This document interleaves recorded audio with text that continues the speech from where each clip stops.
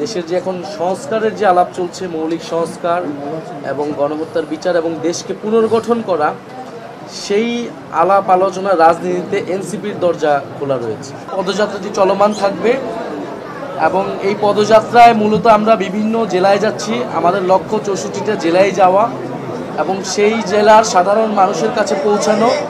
সাধারণ মানুষ যে এই বর্তমান সময়ে যেই সমস্যাগুলো নিয়ে তারা দুঃখ দুর্দশায় জর্জরিত এবং এই 24 গণ অভ্যুত্থানে তাদের যে প্রত্যাশা ছিল, আমাদের যে শহীদদের মর্যাদা, শহীদদের যে আকাঙ্ক্ষা ছিল, তার কতটুকু বাস্তবায়ন হলো, কেন হলো না এবং কিভাবে সেটা আমরা একত্রে করতে পারি, মূলত জনমানুষের সাথে সেই সংলাপ এবং জন্য এই পদযাত্রা। এবং এই পদযাত্রার মধ্য দিয়ে আমরা যেই জেলায় যাচ্ছি, যেই স্থানে যাচ্ছি, সেইখানের ঐতিহ্যবাহী স্থান, গুরুত্বপূর্ণ জায়গা, মসজিদ, মাদ্রাসা, আমরা সব জায়গায় আমরা সেখানে সাক্ষাৎ করছি, ভিজিট করছি। সেই ধারাবাহিকতা আমরা বরিশাল অঞ্চলে এসেছি।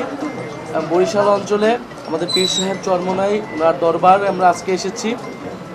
রাজনৈতিকভাবেও পীর সাহেব চরমোনাই গণ অভ্যুত্থানে, ইসলামী আন্দোলন আমাদের গণ অভ্যুত্থানের শরিক ছিলেন এবং আজকে আমরা এই দরবারে এসেছি জাতীয় নাগরিক পার্টির জায়গা থেকে শুভেচ্ছা বিনিময় করতে।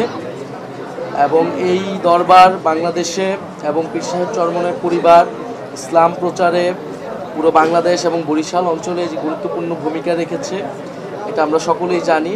আমরা আজকে এখানে এসেছি ওনাদের সাথে কথা বলতে এবং ওনাদের থেকে এবং পীর সাহেবের কবর জিয়ারত করতে এবং সার্বিকভাবে বাংলাদেশের বর্তমান সময়ে আমাদের সংস্কৃতি, আমাদের ধর্ম, আমাদের রাজনীতি, দেশের মানুষের অবস্থা এবং ইসলাম নিয়ে আমরা আলোচনা করব সংক্ষিপ্তভাবে।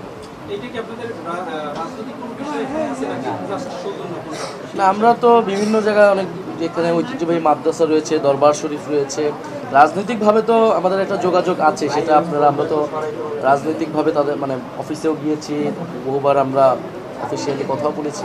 আজকে মূলত সামাজিক, সাংস্কৃতিক এবং ধর্মীয় জায়গা থেকে আমরা ঐতিহ্যবাহী বিভিন্ন জায়গায় মসজিদ, মন্দির, মাদ্রাসা, দরবার শরীফে যাচ্ছি। সেই জায়গা থেকে আজকে আমরা এখানে এসেছি। আমরা তো একটু রাজনৈতিক বিষয়ে এখানে আলাপ না করলে ভালো। তারপরেও যদি আপনার প্রশ্ন সংক্ষিপ্তভাবে বলি, আমরা সে উত্তর দিয়েছি যে আমরা যে নির্বাচনী ভাগবাটোয়ারা, আসনের ভাগবাটোয়ারার যে রাজনীতি, সেই রাজনীতিতে আমরা আগ্রহী নয় এবং এই রাজনীতিকে নস্যাৎ করে, চ্যালেঞ্জ করে এই জাতীয় নাগরিক পার্টির উত্থান হয়েছে। বরং আমরা বলেছি দেশের যে এখন সংস্কারের যে আলাপ চলছে, মৌলিক সংস্কার এবং গণহত্যার বিচার এবং দেশকে পুনর্গঠন করা, সেই আলাপ আলোচনা রাজনীতিতে এনসিপির দরজা খোলা রয়েছে।